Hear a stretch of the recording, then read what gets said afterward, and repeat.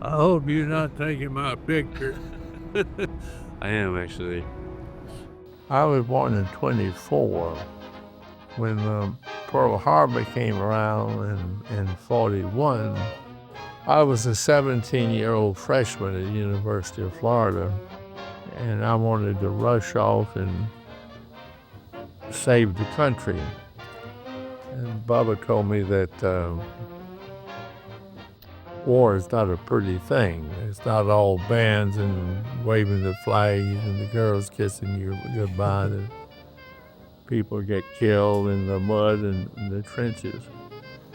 And I wanted him to sign my release to join the Air Force. You had to have your parents' consent if you joined when you were 17. And he refused because he said war is such a horrible thing. But then it turns out, after him refusing to let me join up at 17, he had applied to be recalled in the Army. Bubba did. Yeah, Bubba wrote the Army to call him back. He wanted to go. That's hilarious. To go over to combat, but he didn't want me to go, but he wanted to go. So be it. I know you and Jack didn't particularly think very highly of Bubba, but what about Tiny? Any favorite stories about her? Or? She was a saint. Everybody in Cypress adored her. She was a beautiful, intelligent, and loved people, and was loved in return. And very early in life, in the South, that is, she didn't know the difference between a Jew or a black or a brown, which was rare, right? Yeah, they were all people to her. And I mean, that's... And when she finally died, the flowers you would not believe, they would fill the entire funeral home overflowing, and a grave site was hundreds of large bouquets because, once again, she was very intelligent, very hardworking, very pretty, but she adored Bubba. With all his faults, she adored him. And Jack and I got to high school age. Jack realized a lot of his shortcomings in terms he'd rather be hunting than working. Yeah, Bubba. Yeah, right. Well, Jack and I were third generation. My mother, the daughter of this Bagwell grandmother, she was perfectly normal and gave Jack and I normal names. He was John Franklin Bolt, and I was Thomas Bruce Bolt. Yes.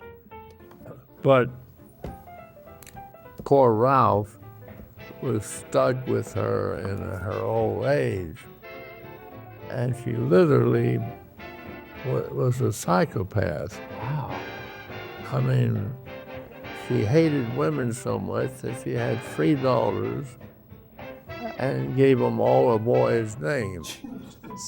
I had an Aunt Joe, an Aunt Willie, and a mother named Bruce.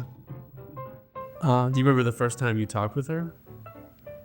How'd you meet her? Maybe not the first, but there was a lot of party going on after World War II, in particular among the fraternities. And she wasn't my date. She was somebody else's date at the ATO house. The fraternities and sororities played a big part in it. And she was sitting in this sofa in the entrance to the ATO house.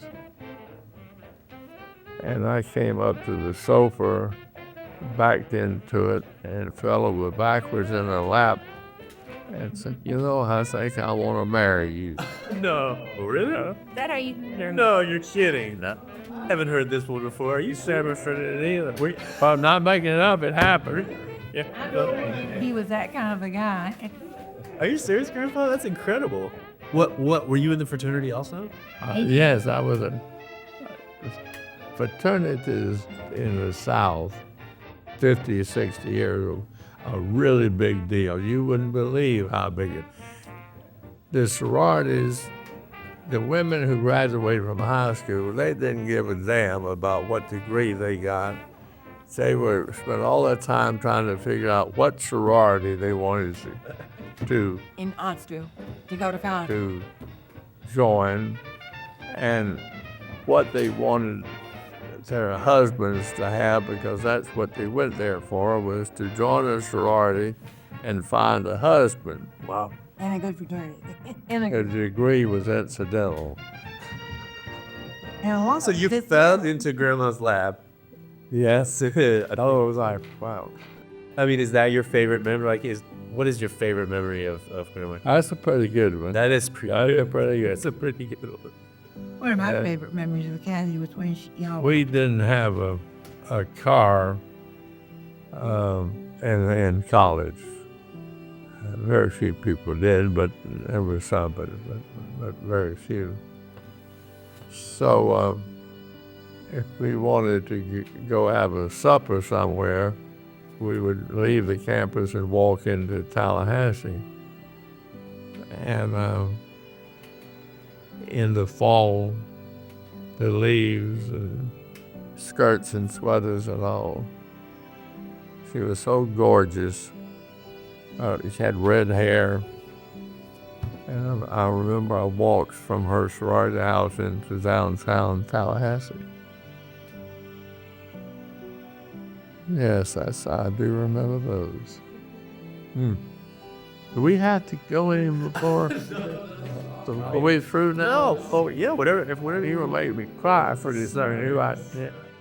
Some time ago when we were all here, the three others in the kitchen, and she has this onion chopped up, and she's frying it away and frying it and frying it. I said, "What are you doing?" She said, "I'm burning some onions for Nat," said he. The movie today, The Mission Impossible 3, was about potential of nuclear warheads being deployed, or one at least, on its way to San Francisco. Yeah, that's the Yeah, movie. I know. But you had your own story of the real deal, right? But oh yeah.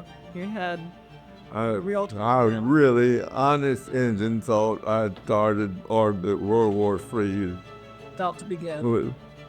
Was going to start any second when that missile light went doom, doom, doom, doom, doom, doom, lift off. I thought, we just launched a nuclear-headed missile towards Russia, and they probably ain't going to be happy about that at all. What was it? It was a It, meltdown. it was a Minuteman II missile. Eventually, they would have 150 of them. I controlled of 15 different capsules. Were they all in I Grand Forks? was the first crew in the Air Force to take command of a Minuteman II complex, and Boeing had just finished building it and certified it, and we were on our first tour of alert, two of us, and everything was going on fine. And of course, we have all these huge consoles with all these different lights. And suddenly it indicated that that this one silo had activated the missile. And then the next light indicated it had blown the covers back. Because it huge doors and it'd be blowing back. And it goes right on down, and the last light that said it lifted off. Okay. Now we Rush about 15 minutes. they had what they call an inhibit switch, so that if anything did go wrong in the countdown to launch, you were supposed to be able to stop it. He had I damn near twisted that switch right off this socket. We're twisted. And And it still kept counting down. in a very shaky voice, I punched the phone for that silo for the security guard And I was never so glad all my life as to hear a human being, because if it would have blown when that thing came out of the silo. So when I heard his voice, I knew then that World War III wasn't going to start. And he said, "Yes, sir." I said, "Everything, everything normal. I mean, you didn't happen to see a missile go." I just said, "I'm thinking, no, everything's fine, sir." What year is that? About 63. So when we were relieved and it came back, I reported it.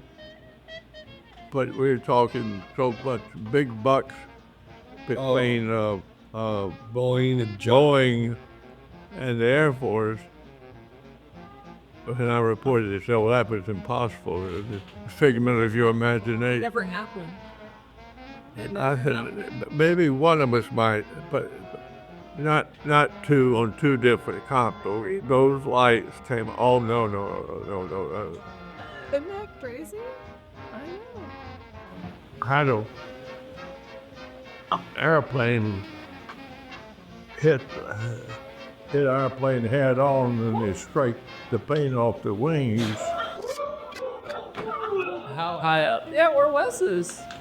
We were in a training plane, and I was sitting in front and the instructors in the back, and we're flying along on South Carolina when he spots this is during the war and training and what have you. We were in a little trainer and I had the gold and blue paint so it would stand out. People would see it. But this A-20 was a camouflage to go overseas. It was a twin attack bomber.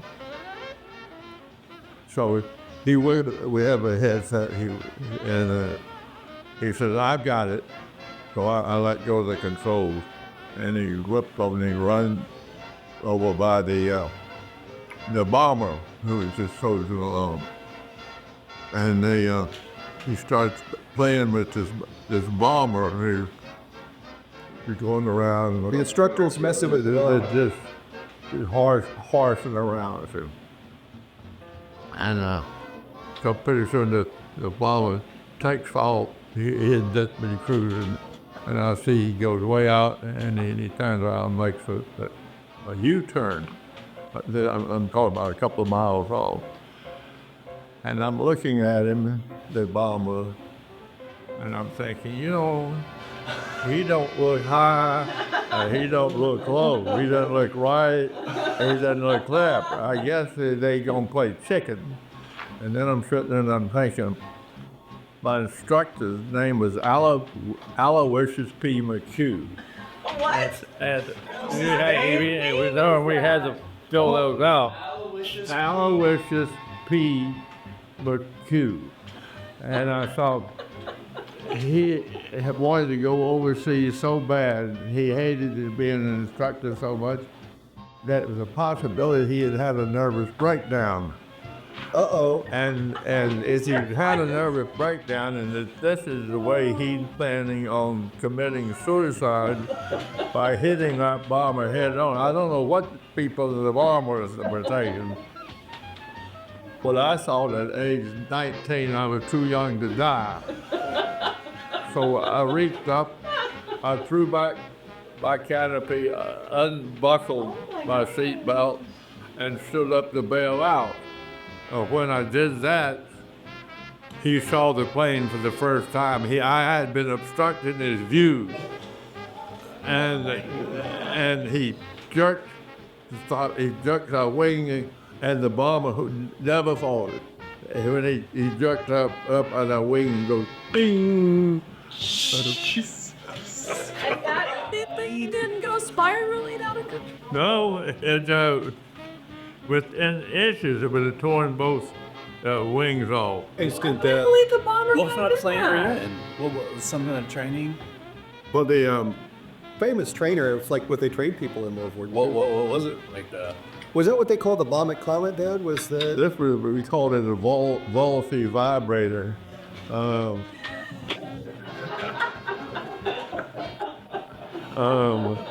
When we landed, he got down and he goes, looks at the wing, and he looks underneath, and you can see the camouflage paint from the bomber. A shape underneath. How many people were in the plane? Just you two? Well, just he and I were in the train. I have no idea. 300 pounds on the wing. And he said, well, I don't think there's any damage. I just assume we don't say anything about it. I don't see any need to do this. I know. And as soon as how he rated me as to whether I'm going to go on in my pilot training, no, there's no need to bet. Nothing happened there. Holy shit. Did you guys ever talk to the people on the bomber? I know. No, that was the end of it. You can imagine their story. So that was biggest, closest call. Well, they had, you had kind of been some terrifying moments in the middle of that. I don't know, terrifying, but there had to have been some moments of concern when you were in the hurricanes, right? I mean, because you say to your average person, oh yeah, I fly planes into the middle of hurricanes. It's, Young people. The one reason they fight war with young people, real young people. middle-aged people are saying, no way am I going to do that. Yeah, well, they're invincible. Nothing can kill Nothing can touch her. They rout you out in the morning and you fall into your uniform and stumble out the door and you'll fall into the formation in front of the flagpole. And then the flag would go up, and then if it stayed up, nobody was killed. But the flag went up and then came back down halfway. You knew somebody was killed. Everybody started, where's Charlie? Who was real? Who what? Who didn't? Who didn't make it? Firing machine guns at dummy planes. Now, being a navigator, the bombardier would be here, and this would be our gun. Okay. Okay. Now, it's a round turret. In the backside of it had a little metal door you slid, and you crawled in. And then the other person would close the little door. Now, it's too small to wear a parachute, so all I had on was a heavy Parker. And I grabbed the hold of the guns and turned and the automatic respond instantaneous to whatever you do up that. So I'm grabbing the guns and I'm trying, and the door pops open. On the door. Now I'm sideways and the airstream is caught my hood and trying to pull me out the door, and I didn't want to go out without a chute. So the only way I could get back in was squeezing on the handles of the machine gun, which all that time they go fire, big 50 caliber machine gun bullet, and playing around, and finally I got myself back in and lived. So when it was all over, the pilot said, "Both." He says, "Everybody in the crew always thought you were a little crazy. But when we looked down there and saw you swing those machine guns around, it looked like you were trying to shoot the wing off there." Wow. So that's the end of this story. It's that. We had a boy born in 51. That was the most handsome boy you ever saw, and all baby in your whole life. Most babies look like a shriveled up mucky. That was a beautiful. This guy, his skin was all without wrinkles. His eyes were blue, and he had a smile, and just absolutely gorgeous. Now, on your recording, this is probably the most saddest part of my whole life coming up. Oh, yeah. Since Bermuda was an English colony, and the English hospitals, once you check your infant son in, you couldn't see him. Oh. So they had him, we turned him over to him so they could check out his heart rattle. But we'd go by the hospital and they would tell us, but we couldn't see him. And then we got a call one night from this doctor saying your son's quit breathing. And stupid me, I said, well, give him oxygen or something. Why, you know? He said, no, you don't understand. He's not breathing. He's dead. But he was born in June of '51 and only lived till October. He had a heart condition, and his heart played out. And that was the first blow to your grandmother. She lost him. I mean, just And then she lost her mother, and she lost her sister, and then she lost my mother, whom she was the closest to of all. And all these deaths apparently built up on her. But by '63, when John F. Kennedy was killed, she fell into a state of depression. They now call it bipolar, but in those days it was manic depression. And she got so depressed in '63, we were stationed at Beale Air Force Base north of Sacramento. She ended up in a Sacramento hospital undergoing electric shocks on the day that JFK was shot. She had electric shock. And then thereafter, for the next, till she died in '91, it was just a series of psychologists and pills and medication trying to keep her steady. I always admired my brother. Somewhat strangely enough, I really honestly was never jealous of him, but I was proud of him, his achievements. We had different goals in life. I guess the closest parallel I can figure, Jack was the ant and I was the grasshopper. interesting. Jack would work, and played, and I would fiddle and dance, and he would work and save his money. And but I was proud of his military accomplishments. The University of Florida was it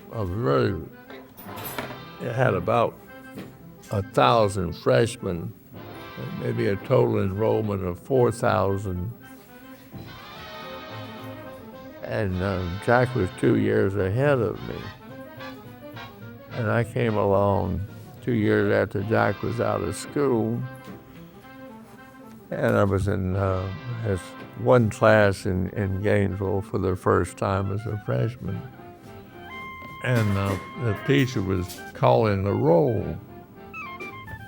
And Adams and Brown and so on, and he kept on and said, Bruce Bolt.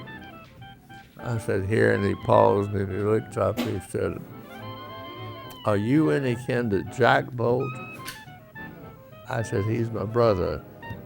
He said, well, I hope you're as good a student as your brother was. Now, this was 2 years afterwards, and they had thousands of students, but Jack had made such an impression that this guy would, out of 1,000 freshmen, would remember 2 years later, would remember Jack. That's crazy for college time. Give you an idea. I don't think I had any professors that knew. What about favorite, musicians? Favorite musicians? Thomas Glenn Miller. Ooh. I love that music. Any other ones? We were all wonderful swing bands. But you weren't the Frank Sinatra fan, were you? Grandma was more the Frank Sinatra. We mu- Yeah. Well, yeah. I used to call me Dad Grandma because the men, Tiny didn't like Frank Sinatra. the men came. Frank Sinatra came along in the war. Were taking him away, and the soldiers, the men in the service, thought that he was a sissy boy, skinny with a mop of hair, and the girls screaming and 4F, and they really weren't big admirers. Later on, they realized he did have a great voice. Your dad called, we were living around in L.A., and that Jean was going into labor pains. So we jump in the car. There's this room full of hers and David's radicals, I'll put it that way. And your mom was having a little bit of a problem that you weren't coming on time. So finally they keep looking under the sheet between your mother's legs, and they decided, well, the baby's coming pretty soon. So finally they wheeled your mom into the delivery room, and all your mom's and your dad's radical friends put on gowns and then grabbed the cameras and went into the delivery room. So we and your grandmother, Kathy, and I were invited to come in. We declined. This must have been, there must have been a period of time when this was like in vogue or something, right? Because nobody does that anymore. Well, Right? I mean, it's if I had a friend that said, hey, come into the delivery room, I would be like, hell no. It may have been in vogue in San Francisco. Yeah, that's what I mean. But it was not in vogue in your grandmother's But I mean, and it's not in vogue anymore. Well, yeah, I'm glad to hear that, because I thought it was somewhat on a teeny bit of gross. Little bit. Okay, so you guys declined. So we declined. We're standing out in the hall, but we can look through the large plate glass window into the room where you were, where your mother was. And we could get her saying, oh, I think she's dilating. Jesus Christ. And so forth and so on. And they were monitoring it by dilation.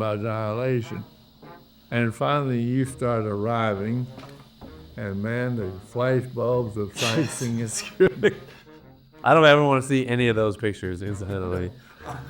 you really want to, good Lord. So you were one of the most photographed new arrivals in this planet. I do remember one of the more eccentric radicals they had. This little girl says, I understand the placebo has loaded with vitamins. I wonder if when it's over, if I can have the placebo. Oh, gross. So I just about threw up right on the spot. Oh my God. Oh, yes. But you came out, and you were in good shape, and you were photographed and re-photographed, and apparently it hasn't done you any harm. But that we know of. So that's the story of the burn. Man. Well, thanks, Grandma. This was awesome. I mean, I really appreciate it. I know it's like not all super pleasant stuff, but I think it would be great to have it, kind of captured. Well, if Liz gone, Yeah. if it hadn't been for that glass of vodka, you could never got all that nickel. But don't die in, Lord, because I really, really don't do this. but you gave me the perfect excuse. Well, I will One take more. full blame for the glass. I take Yeah, responsibility. you and your daddy Yes. has done nothing but get me in trouble for the last couple of years. Oh, that's awesome. But it was fun, Yeah. No, and it loosened my tongue. God did it loosen my tongue. Tomorrow I'm going to deny everything that I said. Oh no, yeah. I mean, this is great. This is awesome. You know, you have great stories. Thanks, Grandpa.